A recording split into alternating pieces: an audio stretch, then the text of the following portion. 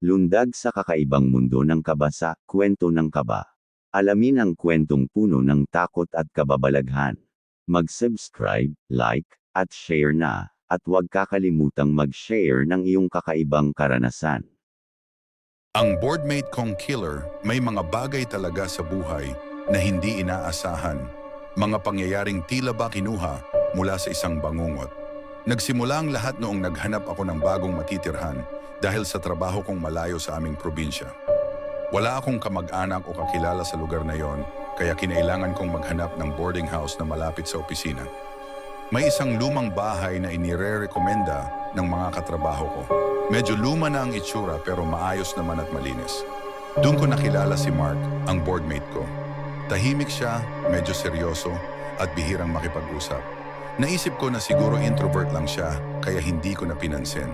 Isang gabi, habang ako'y nakahiga na at papatulog, may narinig akong kaluskos mula sa kwarto ni Mark. Para bang may hinuhukay siya sa sahig. Hindi ko na pinansin yon at inisip na baka may inaayos lang siya.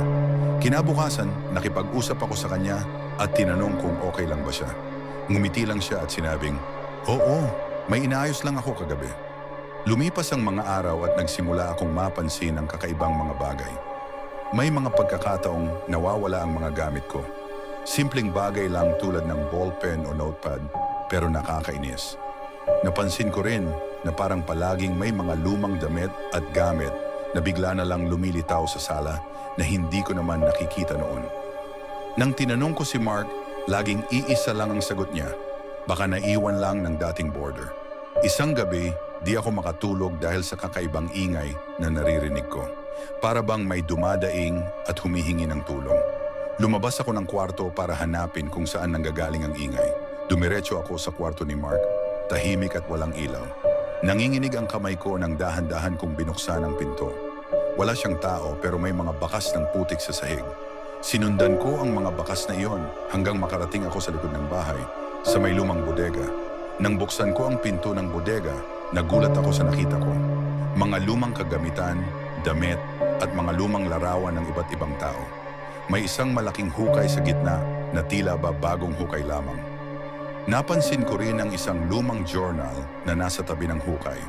Nang binuklat ko iyon, nagulat ako sa aking nabasa, mga kwento ng pagkawala ng mga dating boarder, mga pahayag ng kanilang huling sandali bago sila nawala. Nakadetalye lahat doon, bawat galaw at huling salita ng mga biktima. Hindi ko namalayan na nasa likod ko na pala si Mark. Narinig ko ang malamig niyang boses. "Alam mo bang mahirap ang magtago ng sikreto?" Nilingon ko siya at nakita ko ang malamig na ngiti sa kanyang mukha. Sa mga mata niya, kita ko ang halimaw na matagal nang nakatago. Sa sandaling iyon, alam kong kailangan kong tumakbo. Pero paano? Saan? Para bang tumigil ang oras habang nagtatama ang aming mga mata. Nararamdaman ko ang mabilis na tibok ng puso ko, ngunit hindi ako makagalaw. Sa madilim na bodega, tila ba naglaho ang lahat ng liwanag at ang tanging naririnig ko ay ang malamig na boses ni Mark. "Alam mo, hindi ko inaasahang makakakita ka ng higit pa," sabi niya, habang lumalapit ng dahan-dahan, hawak ang isang kalawanging pala. Nagsimula akong umatras, hindi pa rin makapaniwala sa mga nangyayari. Nakakapit pa rin ako sa journal na naglalaman ng mga pahayag ng huling sandali ng mga biktima. Sa bawat hakbang niya papalapit, lalo kong nararamdaman ang panganib. Naghanap ako ng daan palabas, pero tila ba lahat ng pintuan ay nagsara at wala akong matakasan. "Mark, hindi mo kailangang gawin ito," pabulong kong sabi, umaasang may makakapagpigil sa kanya. Ngunit sa mga mata niya, wala na akong nakitang awa o pag-aalinlangan. Isang halimaw ang nasa harap ko, handang gawin ang anumang kinakailangan para itago ang kanyang lihim. Nang bumagsak ang pala sa sahig, nakakita ako ng pagkakataon. Sumigaw ako ng ubos lakas, "Tulong! May tao ba dyan?" Lumabas ako ng bodega at nagsimulang tumakbo papunta sa bahay, umaasang may makarinig sa akin. Ngunit ang paligid ay tahimik, para bang lahat ng kapitbahay ay natutulog o hindi alintana ang nangyayari. Nakarating ako sa loob ng bahay at mabilis na naghanap ng lugar na mapagtataguan. Sumilong ako sa ilalim ng lamesa sa kusina, nanginginig sa takot.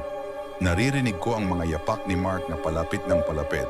Ang bawat hakbang niya ay parang isang bomba na handang sumabog anumang sandali. Sa kalagitnaan ng takot at pangamba, biglang kumalabog ang pinto ng kusina. Napatigil ako at naghintay sa anuman ang susunod na mangyayari. Sa likod ng pinto may naririnig akong mumunting mga boses, mga kapitbahay na nagtanong kung may problema. Ngunit bago ko pa man mabuksan ang pinto, hinila ako ni Mark palabas mula sa aking pinagtataguan. "Huwag kang mag-alala," bulong niya sa tenga ko. "Hindi nila malalaman ang totoo." Ramdam ko ang lamig ng kanyang hininga at ang bigat ng kanyang mga kamay na nakahawak sa akin. Sa isip ko, isang bagay lang ang malinaw. Kailangan kong makaligtas. Ngunit paano? Ang bawat saglit ay tila isang walang katapusang bangungot na hindi ko alam kung paano magwawakas. Sa isang iglap, nagawa kong makawala mula sa kanyang pagkakahawak at tumakbo palabas ng kusina, sigaw ng sigaw para humingi ng tulong. Ang ingay ay umalingaw-ngaw sa buong bahay, ngunit ang mga kapitbahay ay tila ba walang naririnig. Tila ba isang labirinto ang bahay, puno ng mga pinto ang nagdadala sa kung saan-saan. Ang bawat silid ay parang patibong na naghihintay lamang na mahulog ako. Habang nagtatakbuhan ako sa mga koridor ng bahay, naramdaman ko ang panghihina ng aking katawan. Ngunit hindi ako pwedeng huminto. Sa likod ko, naririnig ko pa rin ang mabibigat na yapak ni Mark. Alam kong hindi siya titigil hanggang hindi niya ako nahuhuli.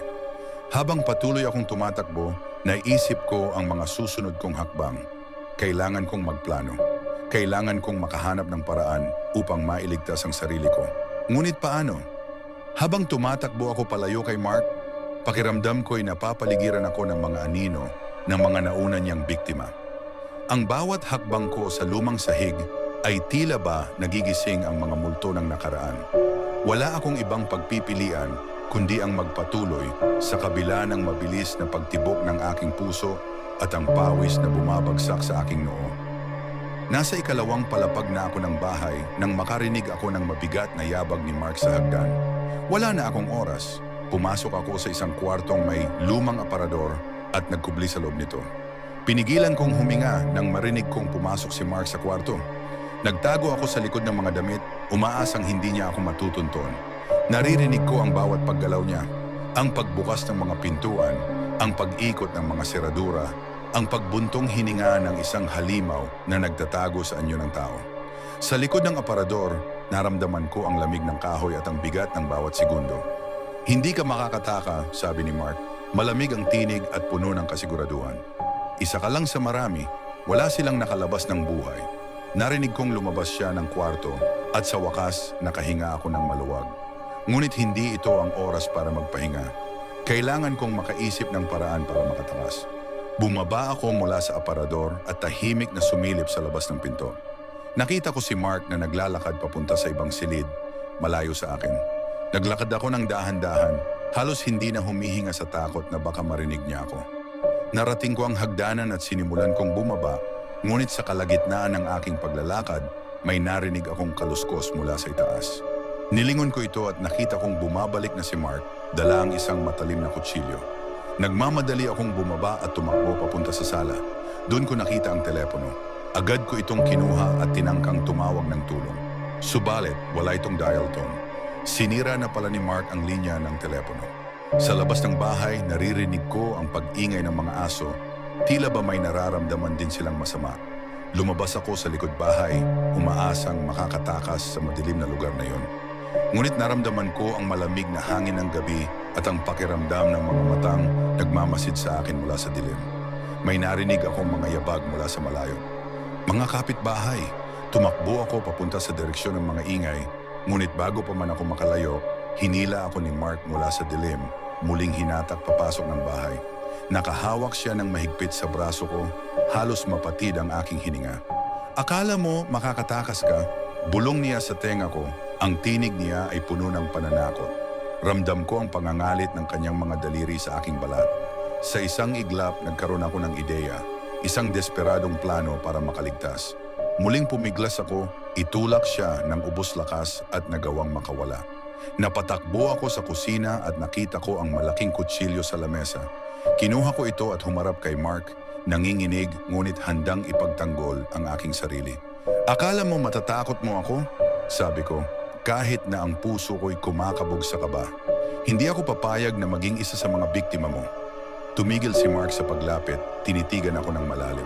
Sige, subukan mo, sabi niya. Ang mga mata niya ay parang apoy sa dilim. Pero tandaan mo, wala pang nakakatakas. Ang bawat segundo ay tila ba isang digmaan sa pagitan ng buhay at kamatayan. Ang bawat galaw ko ay may katumbas na pagkabigo o kaligtasan. Ngunit alam kong wala akong ibang pagpipilian kundi ang lumaban. Kahit pa ang kaharap ko ay isang halimaw sa anyo ng tao. Sa gitna ng madilim na gabing iyon, sa loob ng lumang bahay, nakipaglaban ako para sa aking buhay. At habang nagkakaharap kami ni Mark, naramdaman kong ang tadhana ko ay nakasalalay sa isang maling galaw lamang. Hawak ko ang kutsilyo, nanginginig ngunit determinado. Si Mark naman ay dahan-dahang lumalapit, ang mga mata niya ay puno ng malalamig na pananakot. Sa bawat hakbang niya, nararamdaman ko ang lalong pagbigat ng sitwasyon. Alam kong wala akong ibang pagpipilian kundi ang lumaban. Akala mo matatakot mo ako? Sabi ko, pilit pinatatag ang loob ko.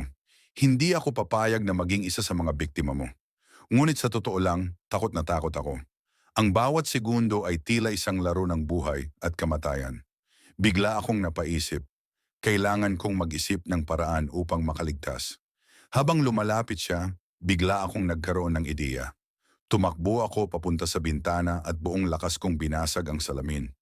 Agad akong lumundag palabas kahit pa masakit at madugo ang mga sugat na natamo ko. Pagkalapag ko sa labas, tumakbo ako ng ubos lakas. Naririnig ko ang sigaw ni Mark sa likuran ko. Hindi ka makakatakas, ngunit hindi ko siya pinansin. Ang tanging nasa isip ko ay ang makalayo sa bahay na yon. Nakarating ako sa kalye at sa wakas, nakita ko ang ilang mga kapitbahay na nagising sa ingay.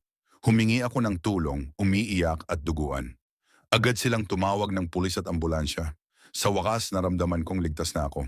Dumating ang mga pulis at inaresto si Mark. Habang pinapasok siya sa patrol car, tinitigan niya ako ng matalim. Babalik ako, bulong niya, ngunit hindi ko na siya pinansin. Alam kong tapos na ang lahat. Sa ospital habang ginagamot ang aking mga sugat, nagnilay ako sa mga nangyari. Hindi ko akalaing makakaligtas ako sa kamay ng isang halimaw. Ngunit alam kong hindi ako magtatagumpay kung hindi dahil sa lakas ng loob at determinasyon. Mga ilang araw matapos ang insidente, nakatanggap ako ng balita mula sa mga pulis na natagpuan nila ang mga labi ng iba pang biktima ni Mark sa bodega.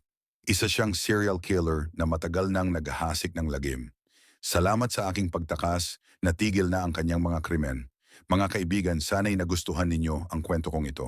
Kung nagustuhan ninyo at nais pa ninyo ng mga ganitong kwento ng kaba at katapangan, huwag kalimutang mag-subscribe sa aming channel, Kwento ng Kaba, at i-share ang video na ito. Marami pa kaming mga nakahandang kwentong magpapakaba sa inyo, kaya't abangan ninyo ang susunod na kabanata. Maraming salamat sa inyong suporta at hanggang sa muli.